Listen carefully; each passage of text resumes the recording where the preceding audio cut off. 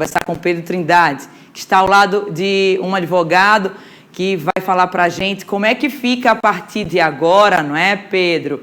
Porque o preconceito, ele cega as pessoas por falta de conhecimento, mas na hora que a gente tem acesso à informação, a gente acaba incluindo, acolhendo a todos. E, para além, nós temos agora uma lei, onde muda o cenário no que diz respeito ao racismo.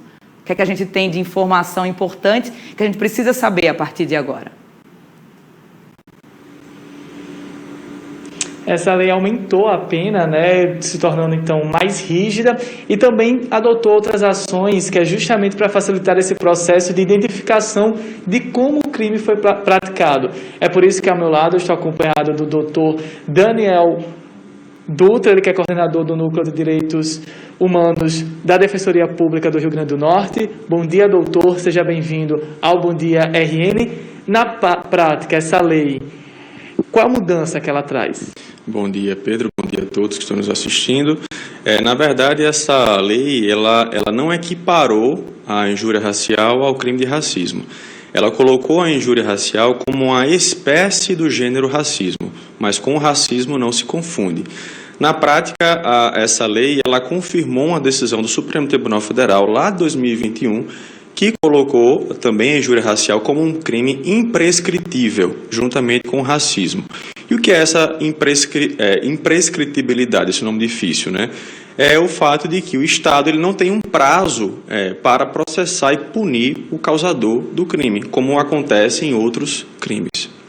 Doutor, é importante destacar que o racismo ele não se limita somente ao crime praticado em razão da cor da pele, né? Exatamente. Assim como o racismo, a injúria racial também, ambos os crimes são praticados em razão da raça, da cor, da etnia e até mesmo da procedência nacional. É preciso destacar ainda que o Supremo Tribunal Federal, diante da omissão do legislador, ele também equiparou até a homofobia ao crime de racismo. Doutor, é importante destacar que muitas vezes as pessoas praticam o crime dizendo que estão brincando, né? Aí é classificado até como um crime recreativo. Teve uma novidade também em relação a isso, né? Exatamente. A injúria racial, que é a ofensa à dignidade, à honra de uma pessoa, né? Quando praticada num contexto de brincadeira, né? de que eu fiz aquilo que eu estava brincando, foi num clima de descontração, agora a lei ela vai punir mais gravemente aquela pessoa que comete esse crime nesse contexto. Normalmente essa pena de injúria racial é de 2 a 5 anos, mas praticada nesse contexto de descontração, de recreação, essa pena é aumentada de 1/3 até metade. Olha aí, o senhor conseguiria explicar para a gente a diferença de injúria racial para o racismo? Então, há uma certa confusão, né? Porque na verdade a injúria racial ela tem por objetivo a ofensa à honra subjetiva da pessoa. É uma ofensa a uma pessoa ou a um grupo de pessoas determinadas. Atinge o íntimo daquela pessoa. Já o racismo, ele é uma ação para suprimir direitos de uma pessoa em razão de raça, de cor, de etnia ou de procedência nacional. Quando, por exemplo, um determinado estabelecimento prisional, um determinado estabelecimento comercial, nega que pessoas de determinado tom de pele ingressem naquele estabelecimento. Então, ele está segregando, está separando aquela pessoa em razão da sua cor de pele. Então, isso é racismo. Teve também a tipificação, né? Na prática, isso significa o quê? Por exemplo, o racismo esportivo, a injúria racial realizada em um ambiente esportivo. Então, quando o racismo ele é praticado dentro de um contexto de atividades artísticas, desportivas, culturais, ou até mesmo através de meios de comunicação social ou de redes sociais, esse crime de racismo ele também tem uma pena aumentada de 1/3 até metade. E quando praticado dentro de estabelecimentos que ocorrem atividades desportivas, artísticas ou culturais, esse agressor ele pode ser proibido de frequentar aquele local por até 3 anos, além da pena de prisão. Doutor, e como é que a pessoa deve proceder ao presenciar uma situação de racismo, né? Tanto as testemunhas como também a vítima? Exatamente. antes dessa modificação da lei, o crime de racismo, de injúria racial também, ele era praticado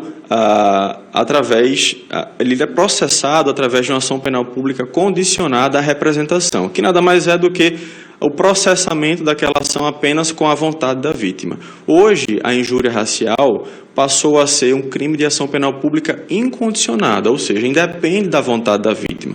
Então, qualquer pessoa que presenciar um crime de injúria racial ou de racismo pode ir até a delegacia, além da própria vítima, para fazer o boletim de ocorrência e pode levar testemunhas ou vídeos feitos através de celular ou outras provas para municiar aquele inquérito policial. Como é que funciona a questão da avaliação desse crime no contexto religioso, considerando que muitas das vítimas são pessoas que fazem parte de religiões de matrizes africana, que por si só já sofrem intolerância religiosa? Exatamente. Essa intolerância religiosa, ela se encaixa na injúria racial, né, prevista no Código Penal, e não na lei do racismo. Porque, com essa modificação, a injúria racial que estava prevista no Código Penal, que é a ofensa à honra subjetiva também, agora em razão de religião e de condição de pessoa com deficiência. Não mais agora como racismo, mas também segue a mesma linha de raciocínio de ir à delegacia municiada de provas para o processamento do agressor. Muito obrigado, Daniel Dutra, coordenador do Núcleo de Direitos Humanos da Defensoria Pública do Rio Grande do Norte, pela participação aqui no Bom Dia RN, trazendo essas informações, explicando direitinho para a gente a novidade, para que de fato esse crime seja combatido, porque infelizmente ele ainda é uma realidade no nosso país. Anne. Já que a Defensoria Pública atende as pessoas de baixa renda, se alguém se sente nesse lugar foi vítima, né, de injúria racial ou de racismo, pode acessar a Defensoria Pública também nesse caso? Doutor Anne fez uma pergunta relevante, que a gente está falando aqui sobre a questão do crime, e muitas pessoas não sabem como proceder, e aí pensam que tem que pagar um advogado, às vezes não tem esse recurso. Ela pode procurar a Defensoria Pública quando ela passar por esse tipo de situação? Se sim, como agir? Então, importante pergunta. A pessoa ela pode se dirigir à delegacia, né, como eu havia falado, mas também pode procurar o Núcleo de Direitos Humanos da Defensoria, que a Defensoria vai fazer essa defesa, vai fazer essa assistência a essa vítima também do crime de racismo ou de injúria racial. Muito obrigado pelo esclarecimento, Anne. A gente lembrar sempre e estabelecer essa relação de visão da população com a Defensoria. É um lugar que todo mundo, todas as pessoas de baixa renda devem procurar. São pessoas que trabalham a nosso favor, né? A favor da pessoa que não tem condição de pagar um advogado. Obrigada, Pedro Trindade. Obrigada, turma da Defensoria Pública.